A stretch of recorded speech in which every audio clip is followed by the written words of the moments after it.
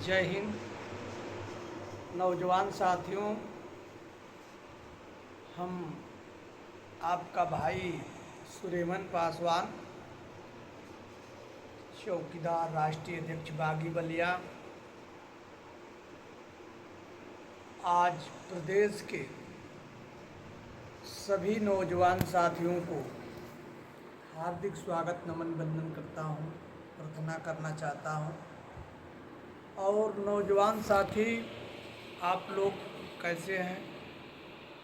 जो ग्रुप के माध्यम से आप लोग संचालन में भी बताते हैं, आशा ना विश्वास करते हैं कि बहुत अच्छे से होंगे। और देखिए, वीडियो बहुत लंबी नहीं होगी, वीडियो बहुत छोटा होगा।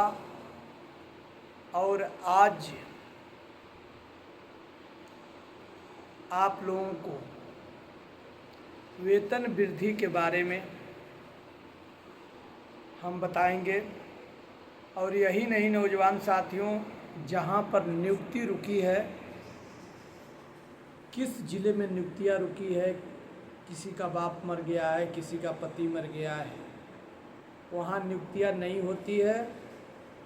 चाहे प्रदेश में कोई भी ज़िला हो, आप हमें सूचित करें, क्योंकि मैं बागी बलिया में नियुक्ति चालू है, करा दिया हूँ।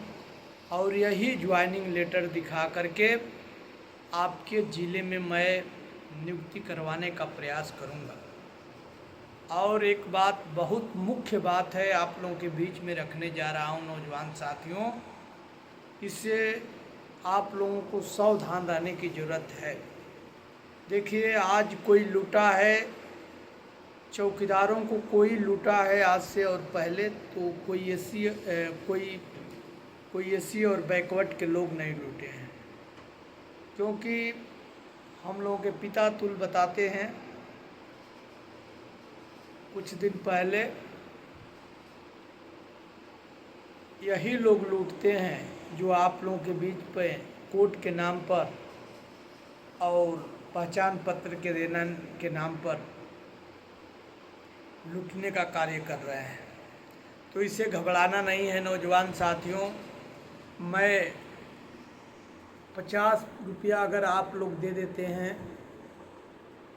तो हम लोगों के बीच में चौकीदार 70,000 है, और वो एक एक पैसा एक आदमी का बहुत बड़ा पूंजी हो जाएगा। तो इससे सावधान रहने की ज़रूरत है। और जब भी लूटा गया है नौजवान साथियों, तो एससी और बैकवर्ड के लोग ज़्यादा लूटे गए हैं। लोग भरमाते हैं, लोग कुल करते हैं, और जब भी पैसा आप लोग भेजेंगे, पूंजी तैयार होगी, तो आप लोगों से बात करना लोग बंद कर देते हैं। देखे होंगे, कोर्ट के नाम पर लोग 40 लाख रुपया लिए, 1475 लोगों का, कोई दूसरा नहीं था, कोई एससी बैकवर्ड का लोग नहीं था, यही लोग थे जो लगाते हैं लोग लंबा लंबा टीका। आज वो भी इंसान क्या नहीं किया, माता पिता को, चिड़िया को दवा को, चिड़िया को फूकियाइए, मेहमान का सेवा करिए, कोर्ट के नाम पर जाकर कोर्ट में सूझ जाना, यही काम कर 40 लाख रुपया आज कोर्ट के नाम पर लेने के ये लोग काम किए। और आज आप लोगों के बीच में सुन लीजिएगा, इस वीडियो को ज़रूर सुनिए। आप नहीं सुनेंगे, समय नहीं निकालेंगे तो लूटो जाओ। आप 50 रुपया दे देते हैं नौजवान साथियों, और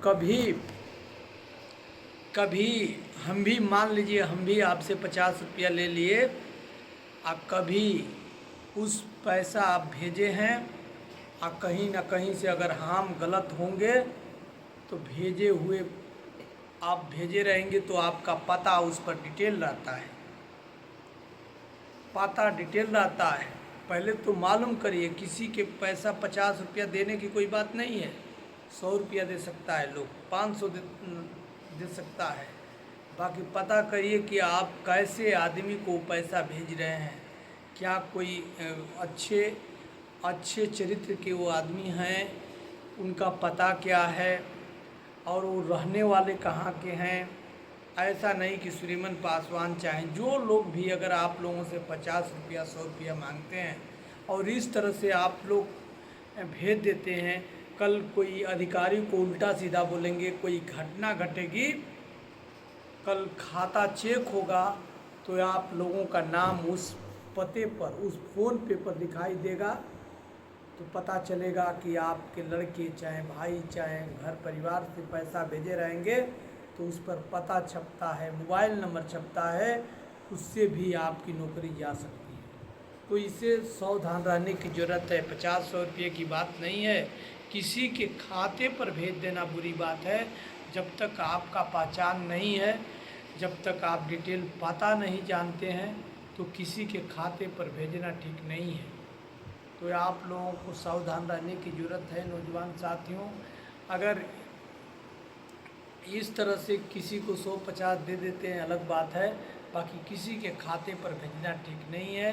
वो आदमी आखिर में वो कैसा है, वो कोई ऐसा तो नहीं है कि कहीं गांव-पुर छोड़ कर के और कहीं से आए हों, या उनके विषय में कोई मुकदमा हो, उनके विषय में कोई खतरा हो, तो ऐसा ना हो कि उनको पैसा दीजिए और कल उनके पर पुलिस छानबीन करे तो आप भी पकड़ आएंगे। तो इसी सावधान रहने की ज़रूरत है। और ऐसे भी अपने बच्चों से पूछ लीजिए, रिश्तेदार से पूछ लीजिए कि बिना जानकारी के किसी पर फ़ोन पे पैसा भेजना उचित नहीं है। तो आप लोगों से मैं यही निवेदन करूंगा, प्रार्थना करूंगा कि आप लोगों को संभलने की ज़रूरत है। अगर आप लोग नहीं संभलोगे तो जिस तरह से हमारे पिता तो लूटे गए, देखे होंगे, कभी वो इंसान बाबा साहब का नाम नहीं लेता। आज जिन बाबा साहब ने हम लोगों के हम लोगों के पास बाबा साहब के दिन से शिक्षा आई, तो ये नहीं कि हम लोग के पास शिक्षा हो गया तो अब हम लोग लूटे जाएं। तो बात पकड़ना होगा। और आप लोगों से मैं यही निवेदन करूंगा कि नौजवान साथियों कि 20 से 25 तारीख तक हम लखनऊ जाएंगे और कहीं भी आप लोगों को जाने की ज़रूरत नहीं है। और पैसा किसी को आप लोग डालें तो समझ कर डालें, नहीं तो फंसान होने के बाद कोई किसी को बचाता नहीं है, नौकरी चली जाएगी। तो इसी के साथ अपनी बारी समाप्त करते हुए प्रदेश के सभी नौजवान साथी, माताएं, बहनें, चौकीदार भाई, मैं सभी का हार्दिक स्वागत नमन बंदन करता हूँ। जय हिंद, जय भारत, जय चौकीदार।